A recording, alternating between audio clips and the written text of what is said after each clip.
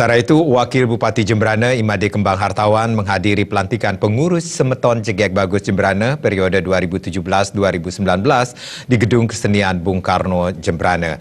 Dalam kesempatan itu, Wakil Bupati Jemberana berharap Semeton Jegek Bagus ini nantinya bisa menjadi perintis bagi generasi muda dalam memajukan Kabupaten Jemberana.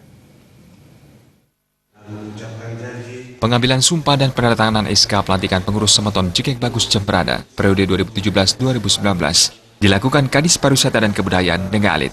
Kali ini terpilih sebagai Ketua Umum Pengurus Semeton Jegek Bagus periode 2017-2019 Diputu Dia Ayu Karina Prabandari, Wakil Ketua 1 Gustima Dewi Tiana, dan Wakil Ketua 2 Iputu Krisna Adi Surya. Wabub Jemberana Imade Kembang Hartawan berharap Semeton Jegek Bagus Jemberana yang baru ini bisa segera merencanakan program kerjanya. Semeton Jegek Bagus ini menurut Kembang Hartawan adalah generasi milenial yang dinilai sangat kreatif, sehingga perlu bimbingan agar tidak terjerumus ke hal-hal negatif.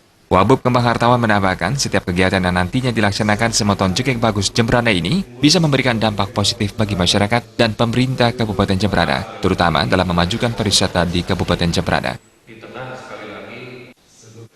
Adik-adik yang saya banggakan, jadikan juga sejebak ini, organisasi ini, pemuyukan ini, Semeton ini sebagai sebuah ajang yang kreatif, positif. Saya tidak mau sejebak ini menjadi ajang jodoh, ya. Walaupun nanti jodoh di kemudian hari itu urusan lain, tidak masalah. Tetapi bukan itu tujuannya, tapi bagaimana bisa menciptakan kegiatan-kegiatan positif dan produktif. Wabub Kembang Hartawan menyatakan kesiapan mengawal apapun kegiatan positif yang nantinya dilakukan Semeton Jegek Bagus Jemberana ini ke depannya. Wabub Kembang Hartawan berharap kegiatan positif ini bisa dicontoh generasi muda Jemberana, sehingga generasi muda Jemberana bisa terhindar dari kegiatan negatif seperti penyalahgunaan narkoba. Humas Jemberana melaporkan.